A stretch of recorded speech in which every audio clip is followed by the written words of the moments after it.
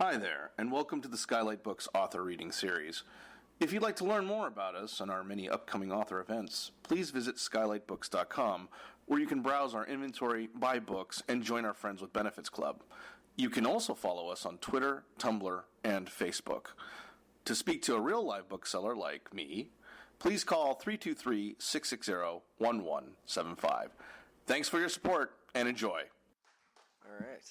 Hey, everybody. How's it going?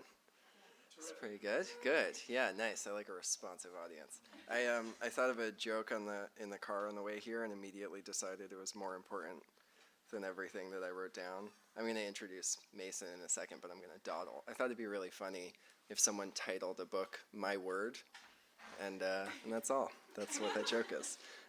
God. You know when like your nervousness and the amount of coffee that you've drunk like smash together like waves. Why are we here? Is the first sentence I wrote down. And then the second sentence is why the hell are we here? Why do we read writing out loud? And why do we gather to listen to it? It seems a little self-indulgent, like we're showing off, but I would rather believe that it's an attempt to connect to something that's much deeper, these older roots that writing has planted in us. I realize I'm going to interrupt myself. I've been teaching a class where I grade students a lot on making unsubstantiated claims. It's going to be a lot of unsubstantiated claims, so I just hope this is a trustworthy face. The progenitors of what we're doing here today are storytelling and song, and these were originally oral traditions. The story is spoken and it's remembered, and in this way it exists only in memory and air.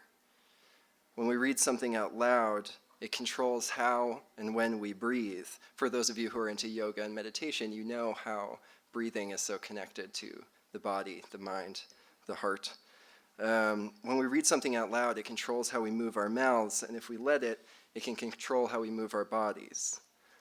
When Mason Boyles told me he was working on a story about, quote, mushrooms, dolphin linguistics, and a North Carolina septic tank dynasty, I thought, well, I censored myself here, but I'm going to undo it. I thought, fuck yeah, this is exactly my vibe. What I didn't expect was the way that his language would take hold of my breath, my body, that it would do weird stuff as it bounced around in my brain. Consider this excerpt from what Mason sent me. Quote, by November, they just left up the storm shutters. The snakes were acting up, which meant so was Sacco. Deha said it was the year of them too. The kitchen wall was scaled with recycled zodiac calendars, 65, 89, 77, all snakes. On the days hexed with X's, Sacco went spraying. In those 4 sentences, Mason uses 25 of the 26 letters in the alphabet. It's insane. I'm going to do one more quote. A little later on, he says, the PhD led her to the totem. She'd gone on grant to Urungwe to correlate Mamba's jaw angles with venom doses. You'd never seen sorghum like they had there. You didn't even know what sorghum was, she said. You dunce, bolt, you plebe, probably. The point, at some point, she'd put down her protractor. I've been trying to think of an apt metaphor for the feat that I feel Mason is pulling off here, and people are laughing at me because I think I got a reputation for using like really drawn out metaphors. But here we go. The first thing that came to mind, and it's truly the first thing that came to mind, is that it's like he's doing close-up magic with rocks instead of cards. It shouldn't be possible to be so graceful and deft with things that are usually so heavy and unwieldy. Sounds that are so weighty, so unignorable, should be awkward to pick up, to arrange, to make appear and disappear. In Mason's writing, sound is here and then it's gone. The magic is in how Mason manipulates our movement across the line, the sentence, through sound. Charles Olson said the line comes from the breath. Robert Frost says that writing should be like a conversation heard through the door. You should be able to feel what it means, even without being able to understand the words. If writing only existed on the page, something would truly be lost. This is especially true when it comes to writing that is as sonic as Mason's. If it is like close-up magic with rocks, it is also like a rock tumbler that over the course of a few pages rolls those rocks over and over until they're polished into gems. I invite you to really hear Mason, to let his language into your body. Let it do weird things to your brain, and in doing so, let it move you. Mason Boyles.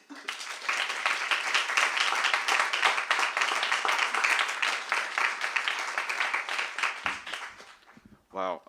Thank you, Daniel. Looking forward to falling short of that.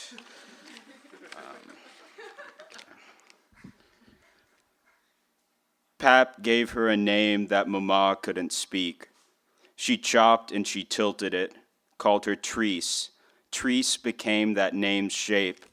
In the crumbled yacht club where they lived in Chorrillos, she'd grown up and in, learning to dress wounds with the weapons they came from. Mama taught her what to call everything, calling no one anyone in faulty English. Your papa go with anyone to Barranco. Treese, look my face. See me not believe. Pap called no one anything as a tactic. It was how he accounted for himself. Barranco? With them, at the hostel. Ellas, Mama said. Pap kept his pronouns in English to neuter gender. He kept his hands on Treese's shoulders, helping her climb the wings. He took Mama on flights before fighting. He still used the hang glider that he fell to her from. They went north toward the Larcomar and New Yacht Club. They went south toward the Monet and La Herradura. Treese looked down into two types of boats. Toward the Monet, the fishermen's hulls brainy in nets and still flapping, sculled in the dinghy's curled cedar. Over the Yacht Club, virgin weaves and sunburnt scalps like chess pieces. The weaves' busts looked like the swell of a knight below the throat latch. The bald heads made gleamy pawns. Pap's hand was the thing moving him, by his own estimation. He kept his left dangled at a wave, his long forearm cast off the side of the cockpit. He kept Treese in his lap until her legs grew enough that her crotch blocked the control lever. Mama rode in the back seat half standing, explaining. The bald heads belonged to the alcaldes of San Juan and Chorrillos, abogados, profesores from the institutes in Surco. Mama called the women who stumped them tocones. She read their scalps from a bird's eye, pointing each out to Treese. Mira, chica, sus lineas. The grown roots met the dye met the weave. Mama gleaned ages from their hairlines like a tree's rings. She filled the world they looked down on with names of things. The fish were called drum and blenny. They were called carboneros or grunts. They were scaled and limed and delivered to the tacones on shine china, translated by plates to ceviche. Pap called China Cheney. He said ceviche to spite her. That is plumb crazy, Pap would say when the coast pouted out to the chin cliff where the monk disrobed and dove daily in haunt of Friar Francisco's fatal leap. That sopped blot of burlap looked more thimble than bishop. What game was Pap playing, chess or Monopoly? The beachfront was a grid of ditched and charred properties. To the south, where the coast gulped, was La Herradura. The burnt hotels looked like things washed ashore, the belched shells of bivalves rimming the bay. If you saw a hole in a conch, that was where the gastropod's tongue had pierced it. The hotels were full of these. They were burnt roofless, smoldered to the blueprint. Galatos howled up from the foundations, their hairless hides looking victim to the same fire whose smoke stains lapped the bricks. The coast looked like charcoal. Shore breaks sizzled on the rocks. Mama said all of this used to be shiny. She and Abram would carry swimmers' stuff past the tide line, fishing for soles under the cover of saving backpacks from the sea. Then dredging sucked the beach back, stole the sand. Even before the fires, those resorts had been ditched. The wealth was phototropic, north inching. Larcomar was the new Rustica, which had been the new Sombrillas, which had been for a short time the new Herradura. The new yacht club was the old yacht club, in between. Mira, chica. Soon there will be sand in Callao. Pap would crane the glider through a slow asymptote, close enough to the cliffs to twitch the gulls' nests with their breeze. Don't look me, Mama'd say. Don't crash. I need friends first. Anybody will miss me. In every aspect, she meant the opposite. Years back in the crumbled yacht club, their meeting, Pap's glider sank star-shot above her, burning corkscrewed toward the sea. Fire all down the left wing. Pap bailed and landed on top of her, a bruise of a present. He jumped for the cushion of bags where she'd been sleeping. All Mama saw was molars. Pap was still clenching the cigarillo in his teeth. His fall had broken 8 bones between. Mira, chica. Just a smile. Besides that, I saw anything. Mama's thumb had healed crooked. That bent digit still snagged when their truces ended, fish hooking his fingers every time he tried to pull his hand free. The glider was charred too. The cockpit seats were mildewed from the ocean where it landed. The left wing was a mural sheet of patched canvas. Pap claimed it flew lilted due to the poor thread count, updraft slipping through the linen's loose weave. Either way, he brought them down sex soft on the beach. The wheels would lick the beach with a jolt so gentle it felt more like dampness, the light pressure like sweat on Teresa's thigh backs, perspiration just dewed from her pores, freshly eked. Should have gone in for duck, Pap would say. To this, Mama would say, Gallinoso, excuse us. Pap would climb out of the glider before turning to spit on her. Mama'd wipe her forehead, suck his saliva off her fingers, and Pap would be holding Therese by the armpits while all of this happened, clutching her like a pawn he was still assessing the threats toward, not ready to settle his move and let go of the piece.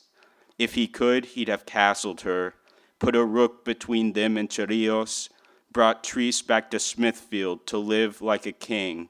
Instead, he sang her his home state, that old Flatfoot song, Cripple Creek.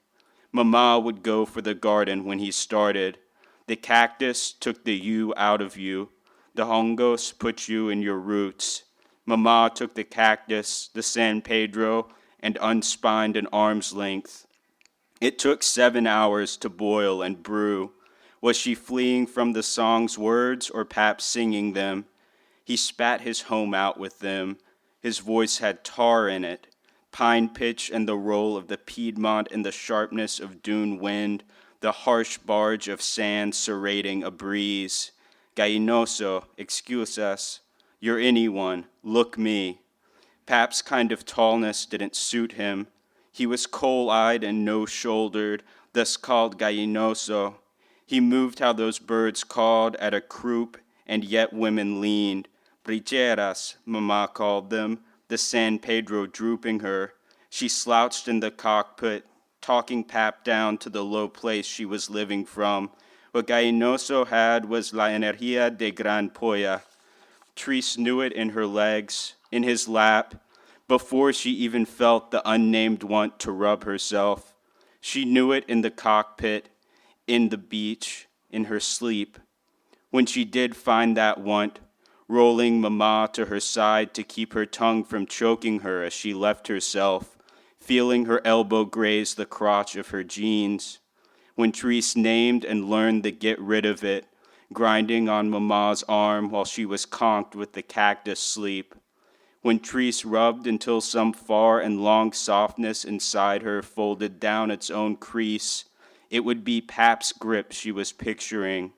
She'd understand that was what Mama'd been asking for after glider rides, sucking Pap's spit from her fingers. Siempre caliente. Pap never cooled her. She'd tell Therese fuera, and he'd take it as his own instruction, leaving the ruins with both arms out like shaking wings. Mira, chica. Barranco with anyone. Gallinoso spun circles, the cycle on repeat. The backpackers were Pap's business. At gringo bars and hostels, he advertised a different kind of trip. Hongos, San Pedro, Pandaroso, Conguillo. Follow the flock and see me. His tags on the median of the Malecon pointed them, the splayed sprays of birds with mushrooms under wing. They came steady, the ellas, the them from his excuses, bricheras smoked and ponchoed in baked streams. They ducked under the tarp door at all expectations and hours, ducked under naked, under Pap's wings, ducked under with Mama's grip waking Treese. She wielded her at Pap like a crucifix until he knelt repentant at their feet. He'd come to Mama at the far end of a fall, a position she thought it best for him to keep. Gainoso had left his high wire for a hard place. He'd have soared off again long ago if not for Treese. Only Pap used her full name, Beatrice. That word was his own private part of her, a sound that Mama couldn't speak. Daughter, his heart's hobble, great anchor. She felt herself trapping him. To be loved wasn't always a happy thing. In the cockpit, to ellas, over Mama, at her feet, Pap chanted it. Beatrice, Beatrice, never Treese. He called no one anything but her name.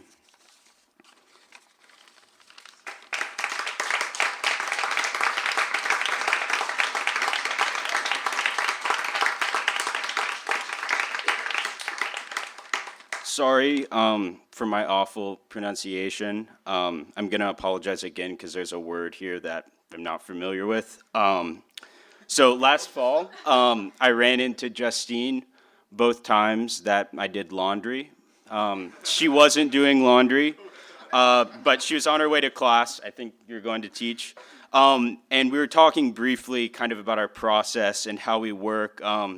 And Justine told me that she, as you do, yeah, that she does a lot of kind of note collecting in her early drafting stages, just images and sounds and thoughts that she's jotting as they occur to her. And so that when she sits down to compose, it often feels more like she's organizing or finding bridges to link these ideas. And I see and admire the effect of that process in her work. One thing that I really appreciate about her poems is the way that surprising but precise connections are made, which I think is maybe often the core of what satisfies us about successful figurative language, is something that a connection is made, a recognition is made of something that feels right, but only after it's said. And I see this in Justine's work. The hook at the back of a cell phone for a finger, for instance, becomes the fingernails of men, which are left, quote, long to peel and puncture, to prick and pry. There's a tessellating quality to Justine's work, a series of images refracting and amplifying a single theme. So maybe less tessellating than fractal. Each subsequent image expands those previous, accommodating a larger scale of meaning. Justine grew up in Northern California, but only seasonally. She spent many of the summers and winters of her childhood visiting family in China. She studied architecture at Yale, where she received the Guizishan Research Fellowship. Her work explores themes of urban-rural separation and her transnational upbringing. She tells me that she's been incorporating research into lyric poems, but puts both of those words, research and lyric, in quotations. Jesse, looking forward.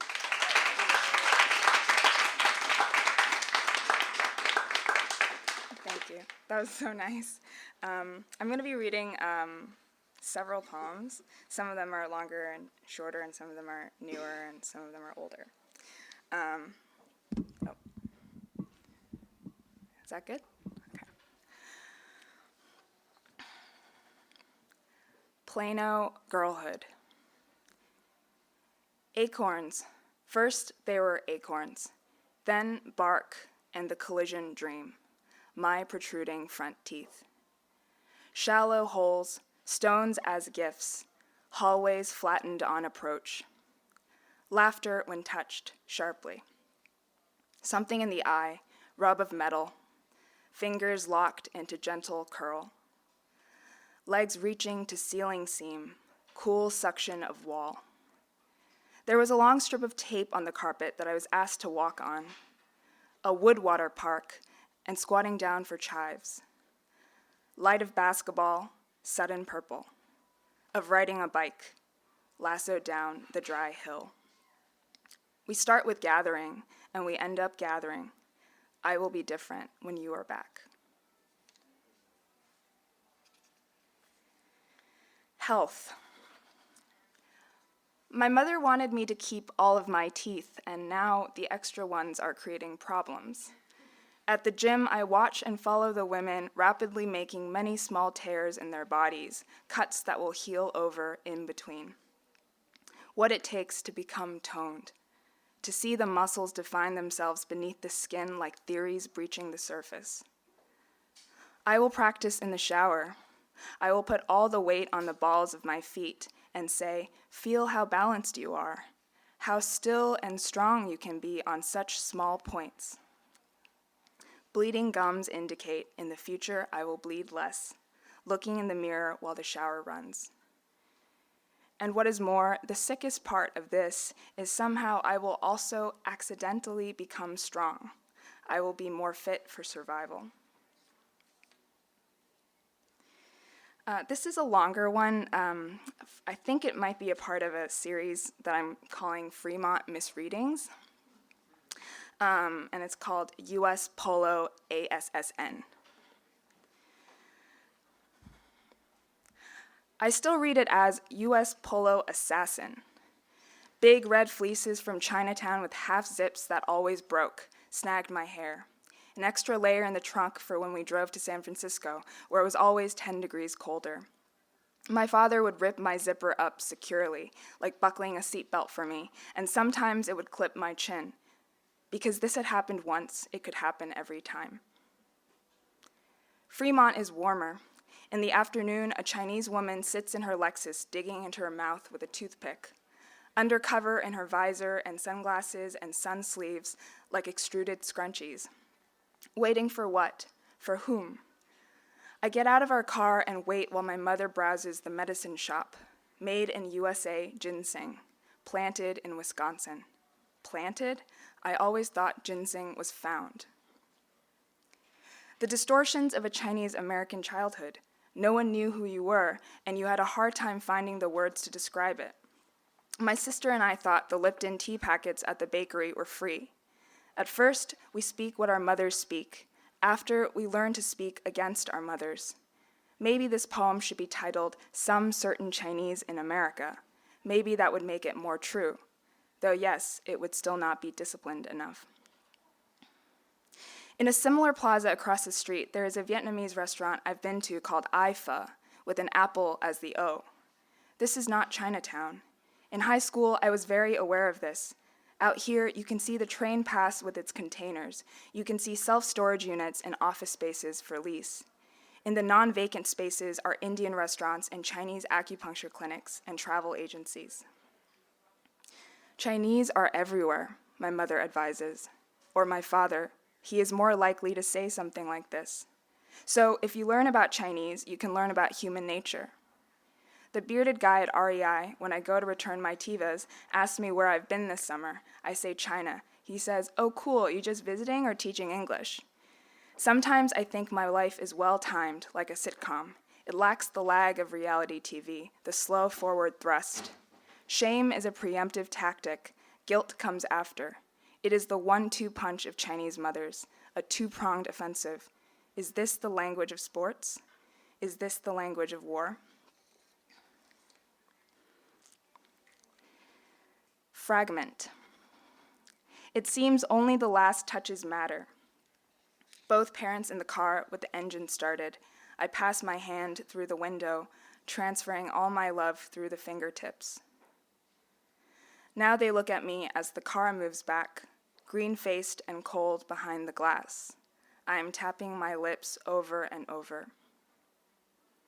But I cannot go back in time, the way my parents can reverse out of the driveway while looking me straight in the eye.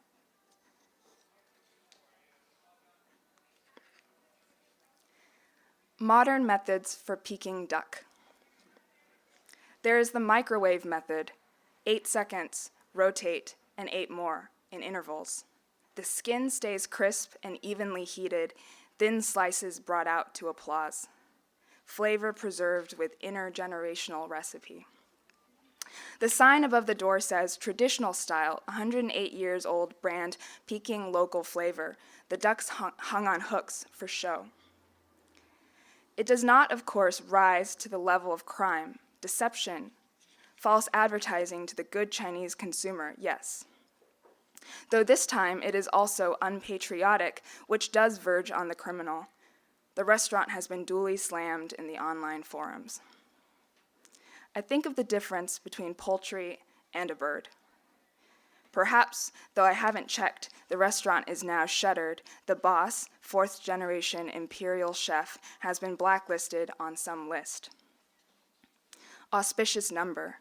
At the funeral center, there was a hall number 8, the one my grandmother was in. And there was perhaps, though I did not see, also a hall number 88, a hall number 888, and there was no hall number 4. And that was fine, since my relatives did not notice, and I do not know if what I think might be true is true after all. Before the members of my family had left the lobby, the men began to remove the paper characters of her name, hung below the 8. After us, a Zhao. The difference between poultry and a bird.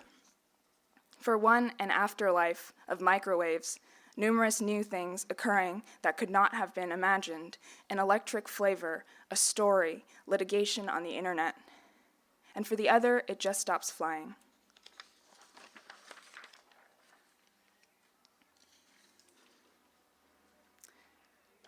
Fragment. Doing push-ups in the field behind my elementary school, I hope, if I am pressing worms out of the grass, I hope that they surface by my knees and not by my hands. Worms the color of genitals. Mother's home improvement, rearranging the pens with no ink, pushing them to the edges of the desk, toward the wall. What would a father's home improvement look like? Would it involve bricks and wood, hammer and nails, larger pieces laid down to form smooth surfaces? As a result of not knowing, we have many pens that don't write anymore.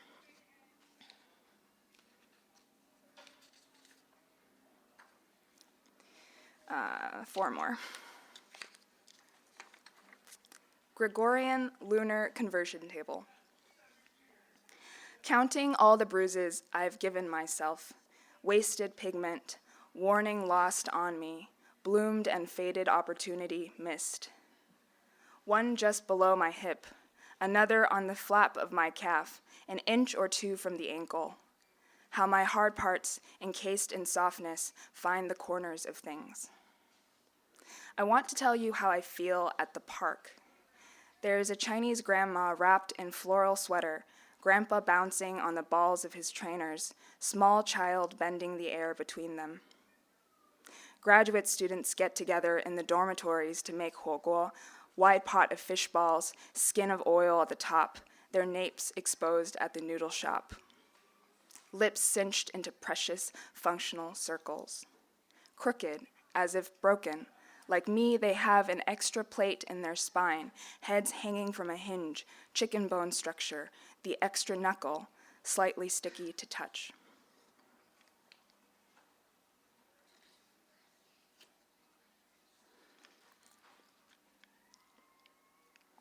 Mainland scenic. Imagination emptied, I make demands upon myself, and myself tries to deliver. In the end, it is tourism. I want to go to your village.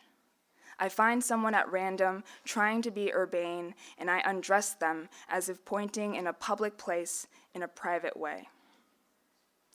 Leaving the stations near the scenic villages, there is always a child crying and a man who might have once been military shouting in dialect into his cell phone, which is large and has a metal hook in the back for his finger. Now, the endless, heavy shellacking of interiors to seal all crevices and porous surfaces, the holes that come from haste and time. Even this is skill-based work. Underneath, you hear the oscillating, clear water melodies of the south or the shouting into the wind of the north. Looking at my married friend in the light of the train window, I take my hair down and she takes her hair down too. Talking, I am in a grove of concrete columns, each a word that is not quite right, running through this constructed shade. She shakes her hair down too. Poverty is a pair of pants you can take off. Men leave their fingernails long to peel and puncture, to prick and pry.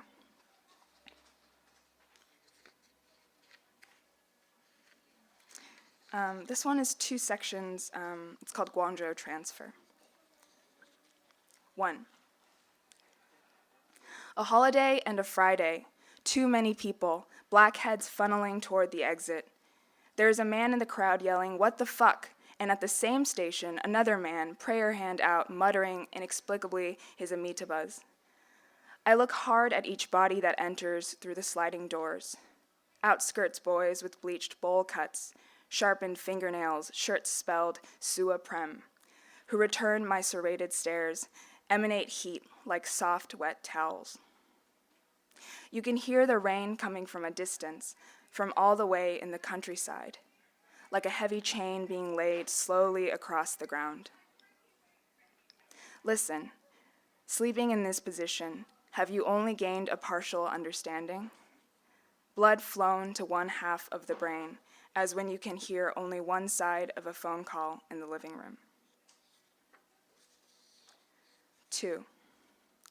I have turned this city into my sick bed, that hoary pitch of laughter reserved for immortal women in the period dramas of late afternoon. Like all families, we have dealt in guilt. The summer is sticking to our skin. We smell unlike ourselves, like buses that have passed us, like lottery numbers on the street. Every bottle of iced water is made by taking the heat out of it and depositing it somewhere else. In this constant construction, we must increase the volume of our voices. It's not that we want to be loud. Young service workers flirting, girls slapping the forearms of guys. You cannot be too curious or open to things. Your eyes might land on a welding spark. A drop of water reminds you of the part in your hair. My misused brain. Thunder cracks in the sky, a noble sound.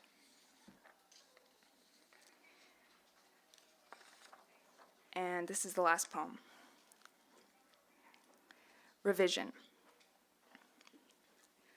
It was far more natural than we thought. The creature who strained his neck could pass it on. Higher and higher on the tree, we would not have to start over each time. It was a memory or a rush of blood to the same joints. Movement in a sheath of skin, subtle fluid, unfolding limb. Tendons pulled apart so the air entered in. What was it? A loosening of the will. Cartilage opened. There was a sense that your head could leave your body one small tear at a time. Then your knees went weak. They often do. Hair no longer brushing the shoulders, brushing them again. We still have dreams of reaching it to wake up longer. Irritable and resisting, disappointment transferred. Never born with, no abnormality other than a hunger that would not end. How else to talk about our love for names, the desire to depart while standing still, until we teach the frame to fall, all the way down to the softest science. That's it.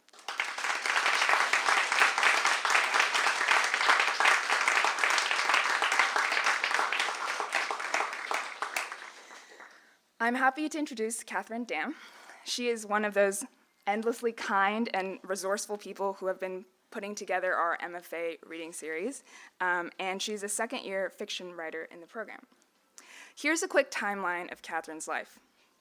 Katherine grew up in Philadelphia, attended a Quaker school, studied literature at Harvard, and then had a cushy modern-day governess job in New York before coming to California. Every few weeks, she says she remembers that she lives near a beach and gets excited. I'm not sure if she goes to the beach or just stays excited. Another fun fact is that she minored in economics, which apparently justifies her to set prices based on supply and demand and predict how a rational actor would behave in lots of situations.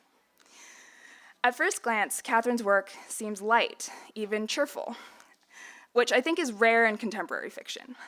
Katherine's characters are worldly and narrow, true of anyone who identifies as a, quote, young adult. The people in her stories often strike me as recognizably hilarious and doomed because they're quite unaware of their own limitations. "I'm taking a video," says one of the adolescents, Ashley. "Do something funny and I'll stop. Do something funny and I'll stop. Sean, do something funny and I'll stop." Mixed in with the numerous quips and jokes that, as you'll soon hear, tie themselves up so quickly that Katherine is on to the next sentence by the time you start to laugh, there's also a propensity for stating difficult things as if they were just matters of fact. In her story, Hallelujah, out of a population of petty high schoolers who, as she writes, feel about 80% of what they hope to feel, larger stakes emerge.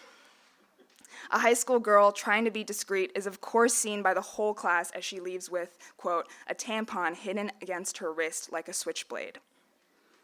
Other serious questions come up, like in the same story, is it true that there's more graffiti in girls' bathroom stalls because girls sit down to pee or because they're socialized to carry a lot of pens?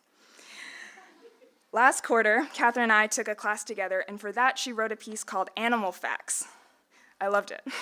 As the title suggests, it was a frank and darkly funny series of vignettes from the point of view of something like a combination of nerdy child and elderly scientist. The prose was clean and bright, and yet there was somehow a shadow of what can't be said, of what is missing. I have no idea what she's reading today, but I'm excited. So please welcome Katherine Damm.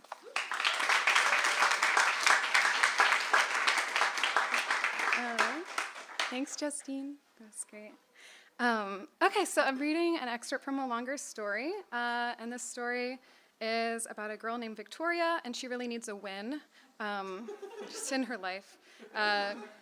So she's resolved to find love by the end of the weekend, and the scene picks up right after a lackluster first date with someone named Harry Rivers, where she actually liked the bartender who was serving them more than the person that she was meeting. So they've just said goodbye. Harry went left and Victoria went right. She started towards the subway, past the barcade and the Rite Aid and the 24-hour laundromat, with its smell of linen, cleaned and heated. A man leaned out of a bodega doorway to tell her she had a nice face, and she glared. She could see how Harry Rivers had been on so many first dates. For one, he'd gone on at length about how many first dates he'd been on, a self-fulfilling prophecy if there ever was one. Then that comment about a bosomy patient he'd seen, too sexual. And the fraternal jealousy he'd alluded to, too vulnerable. Plus, the sleepy affect, she wished she could tell him in a friendly way. Every single one was an easy fix. And if Harry Rivers were so clear to her, maybe the reverse was true too. Maybe he could tell her why she kept getting left. When it first started, it could be freely accounted for by her choice of partner. Commitment phobic, immature, the explanations came easily. But the last relationship had been different, and its difference cast out all the way backwards.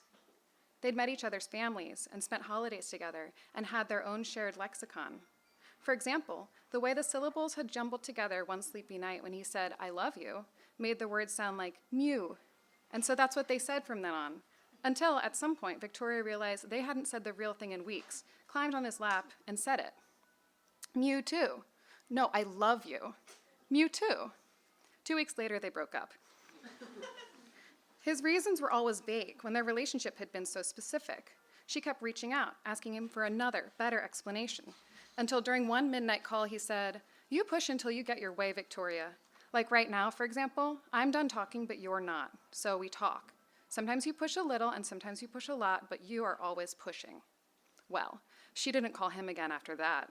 She kept a tally in her mind of how long it had been, like a sign boasting days without a workplace accident. She knew what she was like, but what was so wrong with wanting? What was so wrong with visible desire, visible effort?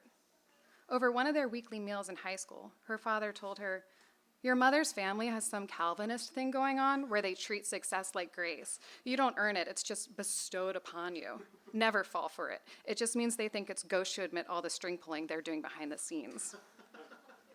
At that thought, she went back around the block to talk to the bartender. "I remember, it was Thief, the thermal lance scene," she announced. "Choose your prize." He gestured to the taps. She used the frisson of nerves as propulsion. Actually, would you want to get a drink sometime with me, somewhere where you don't work? Oh, man. He tripoded his arms on the bar, the geometric shapes of his tattoos appearing to levitate along his forearms. I'll give you a qualified yes. A friendly drink, sure. A date, no can do. Fortunately, unfortunately, I'm happily coupled up. Figures. You didn't hit it off with your friend? I did not. At least the feeling was mutual. He looked apologetic, then inspired. Wait, hey, if you're looking to meet someone, I've got a buddy. He's the greatest guy. I've been trying to think of someone to set him up with for a while. What's he like? He's just good, smart, funny. He's trying to do comedy. I'm not sure I can do any more creative types. Well, he's funny, but not like wacky. Why is he single? I'm not sure. He has had girlfriends, though. What's his name? Daniel, and I'm Andrew, by the way. They shook hands across the bar. Victoria. Vicky? Never. Chemistry was a terrible thing, untethered, as it often was, from availability. She looked for the least attractive thing about him and settled on his unkempt nails. It barely changed anything at all. I'm seeing him tomorrow at a party. Come meet him, no pressure. I won't even tell him it's a setup.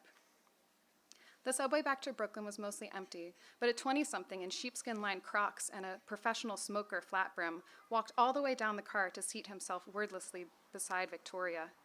After a flare of indignation, she realized he'd done it to shield her from a man relentlessly adjusting his testicles a few places down, and she was grateful. Saturday was rainy. When she left her apartment in the morning and looked up at the clouds, the tall man who hung out on the corner yelled, "You need an umbrella." "I have one, it's in my bag," she yelled back, showing him. "Oh," he said, "I didn't see your bag was that big." The conductor shut the door on two people who boarded at the last second and didn't release them for a full 10 seconds. The whole city seemed to be in a bad mood. The subway track was elevated between 7th Avenue and Carroll Gardens, with a view of downtown Brooklyn in one section and downtown Manhattan in another. The wet air desaturated the buildings, giving them a dreamy, half-realized quality. She was going to an audition, and her hair would be frizzing an inch out. At Bergen Street, a woman in tortoiseshell glasses pushed a lime green stroller over the gap into the car. Once seated, Victoria could only see the back of the woman's head, but she could look directly into the stroller, where a little girl lay, also wearing glasses, hers bright pink.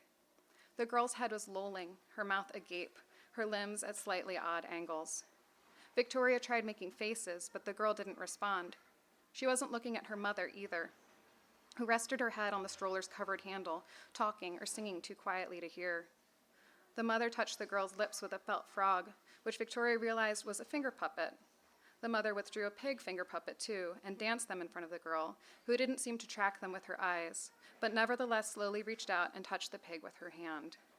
At last, the girl smiled, so briefly, either at the mother's salvos or at the faces Victoria was making over her shoulder. The woman slumped a little with relief. Victoria sighed, too. The girl stuffed her hand in her mouth, cried a little, and went back to being unresponsive. Victoria wondered if theater wasn't the stupidest thing in the world.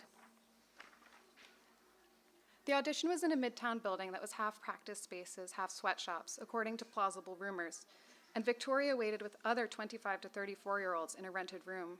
She had several versions of her headshot, smoldering, comic, pleasant, wry, and she used whichever one she thought most fit the role she was trying to get. The photos cost her $350, and there had been no return on the investment yet. Today, the pleasant one was stapled to her resume, on which the most impressive roles listed were from college, a fact that became more damning each month. She looked at the glossy photo, trying to evaluate it as a stranger might. Her teeth were slightly off-center from her philtrum, and she had the desire to shove them over with her fingers. Other than that, she was nearly perfectly symmetrical. She decided that the best modifier for her beauty was competent. She thought that competent beauty might be the worst kind, because it didn't mean anything. She wanted her appearance to at least have meaning, if not value. She was reading for Nora in A Doll's House, a part she played in theater camp during high school. Her tone was bright when she said so to the casting directors, but they only nodded stonily. Behind them, curtains were drawn across the mirrored wall, but Victoria could see her face in the gap between the panels. She thought her experience would be an advantage, seeing as she knew all the lines. But instead of thinking about the plight of a 19th century Norwegian housewife, she thought about high school. "I have existed merely to perform tricks for you, Torvald," she said, for maybe the 1,000th time in her life. Pulling the emotion out of herself, She felt like a clown doing the endless handkerchief trick. The only redeeming feature of the trip into Manhattan would be lunch with her father's sister at the same Upper West Side tablecloth restaurant they always went to. The audition had gone late, and Victoria was spacey with appetite as she walked through the corridor under Penn Station, barely noticing the man clicking his tongue to match the clicking of her boot heels. Aunt Jane had an incredible memory for the details of Victoria's life. What happened to that cheesemonger? He moved to Denver. What about that one you met on the internet? You'll have to be more specific. The one with all those tattoos. Victoria shrugged. He disappeared. Isn't it strange to meet somebody online? I guess that's where everything happens these days. It's nice because you know they're looking. I always assumed everyone was looking. When we took the buses to those demonstrations where we laid down on the airfield to protest the bombers dropping mines on Haiphong, we were doing it to meet guys. I mean, of course I was against the war, but two birds? Exactly. She wished Aunt Jane were her mother. What is with these men in the news wanting people to watch them masturbate into potted plants? Do you know what that is? A power thing, offered Victoria. Aunt Jane broke into a roll with her thumb and reached for the butter. It's the most bizarre thing I ever heard of. You know what it makes me think of? Going to Beth Israel for those fertility treatments when I was trying to have Sammy. There would be these Hasidic men making their wives do the whole battery of tests and treatments because, of course, it couldn't be the man's fault. But they can't make eye contact with any women, so you'd see female doctors meet them in the waiting room, and they'd respond to the potted plant in the corner like it was the most normal thing in the world. That's what it makes me think of. She punctuated her point so emphatically with the roll and knife that she'd hardly made any progress on the buttering. Victoria delicately sipped her lemon water. Maybe they should have been the ones just jerking off into the pot, so a bit of butter flicked off Aunt Jane's knife onto the tablecloth. Yes, so the doctors could finally get a sperm count sample. They shook the table with their laughter. A middle-aged waiter appeared with a shim and stabilized it with practiced efficiency. He moved beautifully, and Victoria wondered if he was or had been an aspiring performer. The sun was already setting when Victoria emerged in Brooklyn. The shortest day of the year was a month earlier, but the daylight still felt tightened, as if in a vice. When her phone got signal above ground, she saw that the bartender had sent her the details of the party, which was prom-themed and apparently thrown by people who take themes seriously. She was so engrossed that she didn't notice a man coasting next to her on a bicycle until he asked, "What's so interesting on that phone?" "What?" "Videos of people falling into holes because they're not looking where they're going?" Victoria rolled her eyes. Kill yourself, she thought. He'd already pedaled on. She knocked around the house with little purpose. She wanted a dog. A dog would be perfect for an empty afternoon, and Victoria had empty afternoons in spades. They'd go on walks together and become known in the neighborhood. The dog would sleep in a circle on her bed, and she'd curl herself around it to watch movies on her laptop. Guests would come over and say, "Is it all right if I leave my plate on the coffee table?" And she'd say, "That's fine, she doesn't steal food." Or she'd say, "Oh yeah, push that way back on the counter, she'll take anything she can reach." It didn't really matter. The joy would be in knowing, in comfortably letting others know. She jumped on Julie, her roommate, when she came home. As it was, Victoria was the dog of the apartment. Before Julie even hung up her coat, Victoria was begging her to come to prom. "You'll meet this guy and then you'll ditch me 45 minutes from home." Julie was speaking from experience. "I'll buy you an Uber, then it's only 20. That's a stupid way to spend money. But Julie agreed, on the condition that she didn't have to dress up. Julie's silhouette hadn't changed in all the time Victoria had known her. She wore the same crop cardigan she'd worn in college, in increasingly muted colors. "And I'm only doing this because you need a win." Victoria pulled her junior prom dress from the back of her closet, and after a dinner of leftover Indian feast, they went.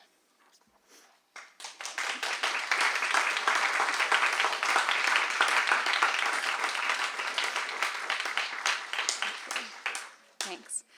So it is my absolute pleasure now to introduce Daniel Levin, a third-year poet in our program, who you've already seen.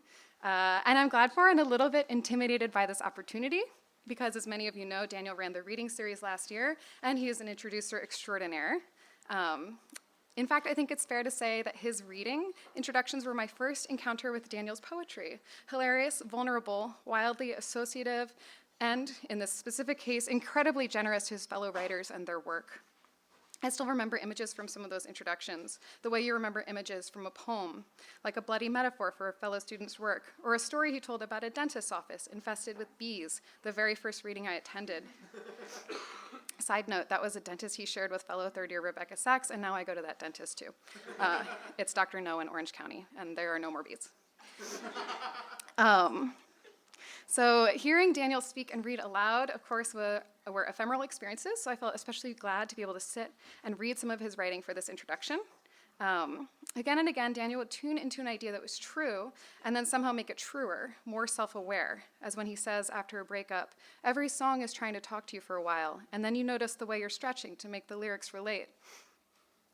In the prose piece he sent me, there was an understanding of the complex way that the past and present meet, that Daniel both intuited and then was miraculously able to then put into words. I feel like since it's Daniel, I should give a metaphor. So I think Daniel's work is a little bit like a letter. And a letter is a wonderful thing to receive because it's an object from the past, yet you get to hold it in the present. And I think that Daniel really manages to do that in a lot of his writing, to be so present in a way that involves the past, as the real experience of the present does. So I was especially glad to have Daniel's work on paper because there were lines that I wanted to chew over, moments where Daniel danced around a point and then suddenly landed on a declarative statement that rang so unexpectedly true that I had to rewind and play it back. Take this paragraph, for example, after a section describing his older brother as a toddler exploring the woods. This was 9 years before I was born, and I have always wished the story was about me. I like to believe that I was going out into the woods at 3, finding pillbugs under rocks in the stream, fashioning a fishing hook out of a paper clip, putting a rock into the Y of a tree to watch the bark grow around it years later. Mythology exists to create an impossible standard by which to compare our lives. So you two would probably like to chew that over, but you can't. This is an introduction. So please put your hands together and then listen very closely. You won't want to miss a word. Daniel Levin.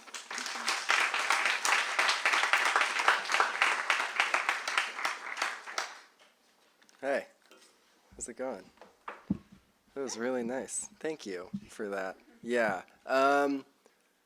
It's really nice to have a dentist's office that's infested with bees because it's a perfect excuse not to go to the dentist. And I have not been back. It's a problem. How many people are familiar with Marie Kondo? Do people kind of know? Yeah, she gets claps. Hell yeah. Yeah, we love to tidy. She's like a phenom that has somehow managed to, she proves to me that you can be famous for anything, I guess. And she's gotten famous for tidying. Her book is actually right over there. What about heartbreak? How many people are familiar with heartbreak as an experience? Woo!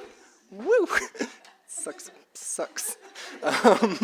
And this thing happens when your heart is broken, where everything is about heartbreak, right? Including Marie Kondo, which is what is going to happen in this poem.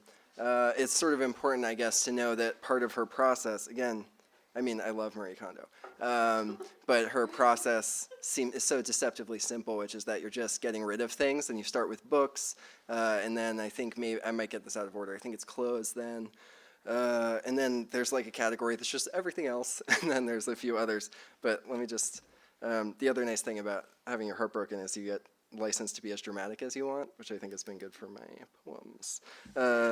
Hence this title. Marie Kondo is the undertaker of attachment.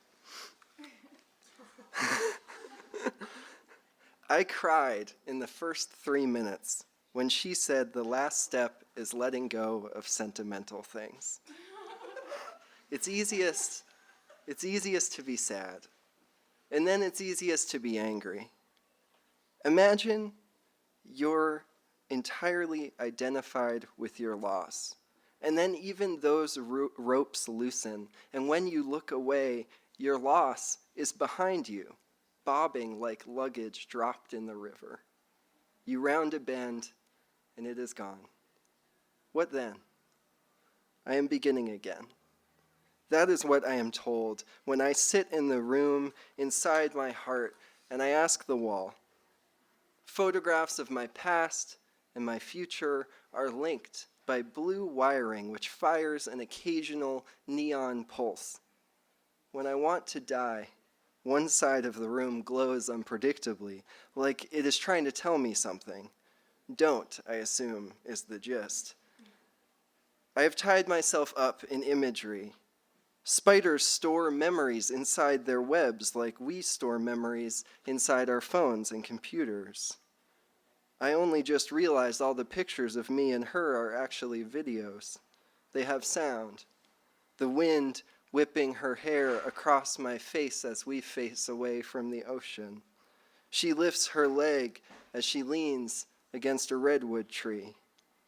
The room is glowing.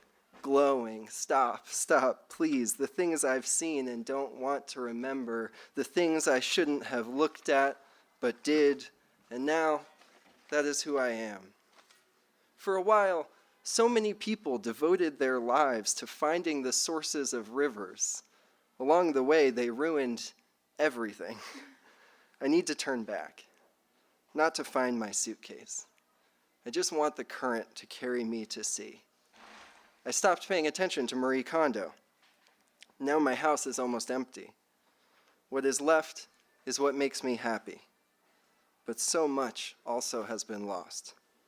When she told me she slept with him, it was not like leaving. It was like she had never existed at all. Trying to do, when you're like, can I write the most depressing poem and have it not just be terrible? So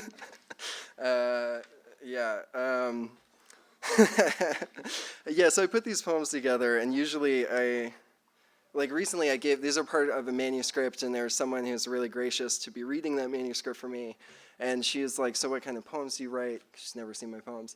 And I was like, well, I feel like they're funny. And then I realized, the next day I'd given her just 100 pages of, I hope they're even a little bit funny, but God, they were brutal. But this one maybe. This one's about a camel, but also it's about moving to LA. Classic. Camel drawing. First, I have to remember what a camel looks like. It is already outlandish enough that they have one hump. I can't believe I'm giving this camel two. Do you sit in between the humps or on top of them? I think it's obvious, and then I think it's not obvious at all.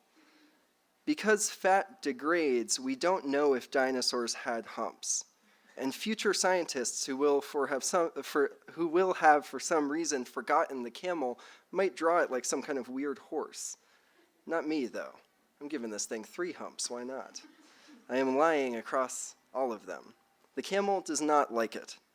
I should give this camel a little personality. There, he is wearing a party hat. His tongue is sticking out. He is beginning to look more like my idea of a llama, which is apparently goofy on a birthday. Probably this camel's vibe is more determined, a little aloof. He's like, oh, water? I could have some, but I just had a drink a month ago. Yeah, I like that joke. This camel won't win any beauty pageants, but he will tell you that camel beauty pageants are a fucked up practice. He can feel beautiful without any patterns shorn into his fur. I don't know. I don't mean to demean a practice I know nothing about. That's besides the point. Come back here, camel. Now he is sitting like a human. He has really come to like his new apartment, his new neighborhood. He doesn't quite fit into most of the furniture, but that's fine. His toes have a hard time getting purchase on the wood floors. I don't know if camels have toes, and I just realized that. That's not part of the poem.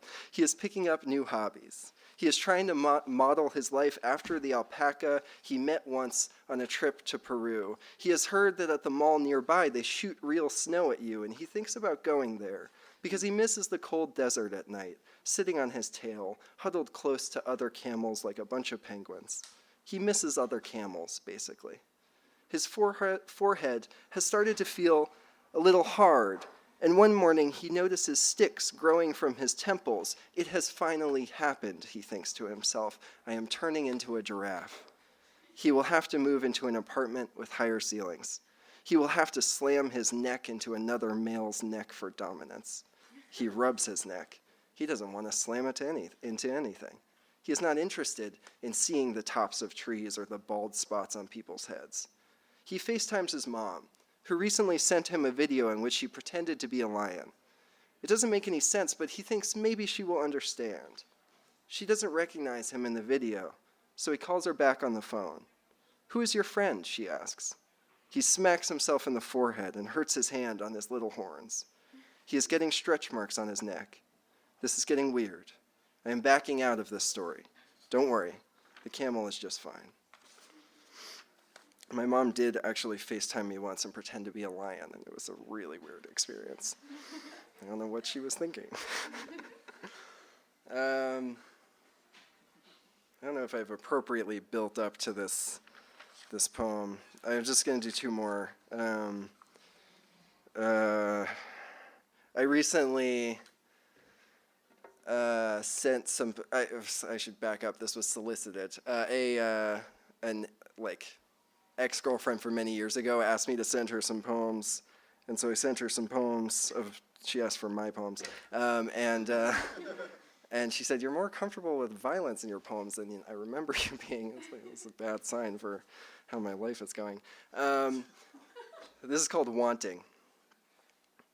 I wish things. I wish impossible things, bad things. Isn't that the point? Wishes reveal the ways we fail ourselves. What we want, riches or power or for you to kiss me again, isn't what's best for us. I want you in my bed, and I want the bed to close around us like a Venus flytrap. I want to be crushed into you and digested by the juices of a plant that doesn't know the difference between you, me, and a fly. I want him to die, and I want you to not be sad about it. I want to be the one that does it. I want to fall asleep. I just want to fall asleep.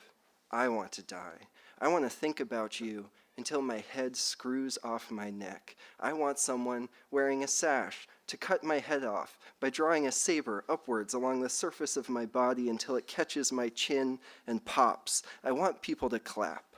I want to stop, but I can't. I want a deus ex machina. I want a disembodied voice to explain what I've done wrong, how to move forward. I want to stare into a light so bright, knowing it's a face, and go a unique kind of blind, which means I can never see you again, and I can only see you. And I would do anything just to see you.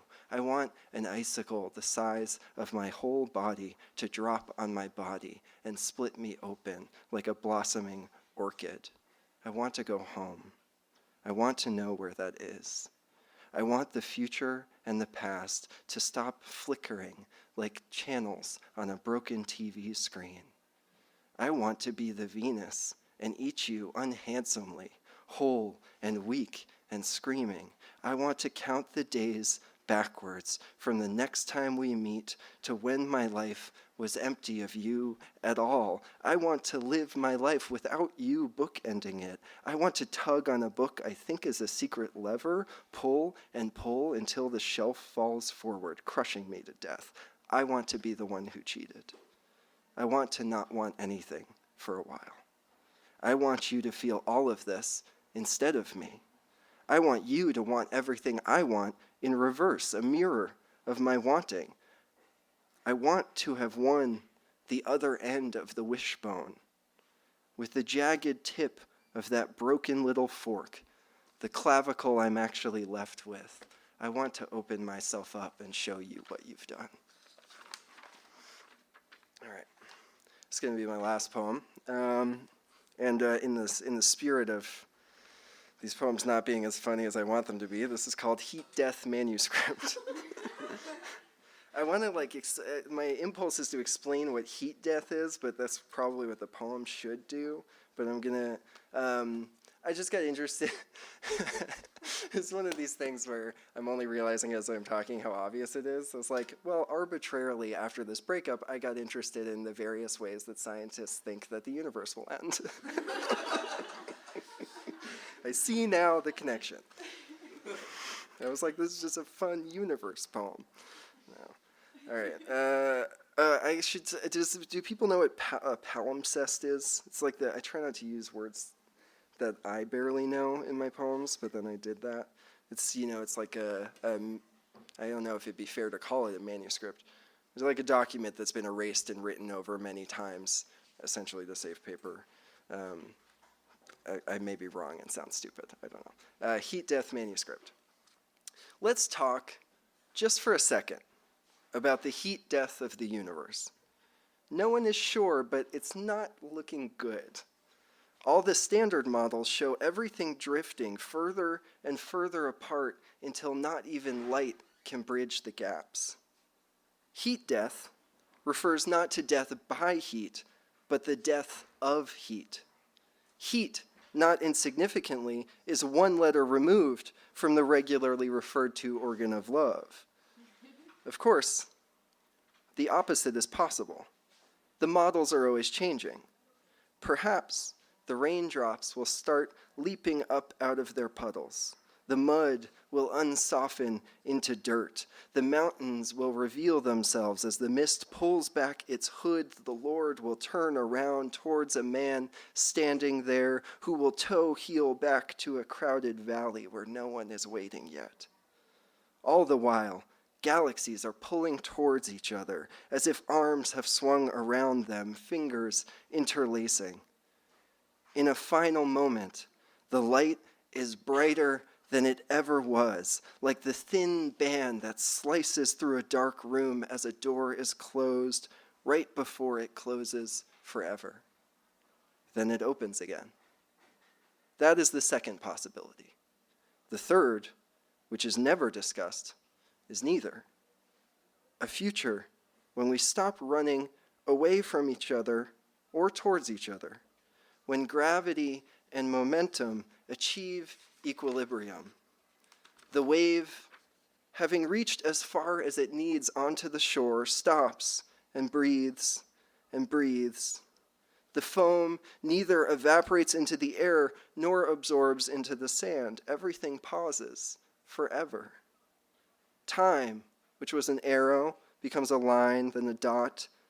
Then the palimpsest, which had been written upon, then erased, written upon, then erased, is finally, for once, done. Thank you very much, everyone, for coming out. Buy book. You've been listening to the Skylight Books author reading series. Don't forget, you can listen to this and all of our other great podcasts at skylightbooks.com. Thanks again for stopping by, and we hope to see you soon.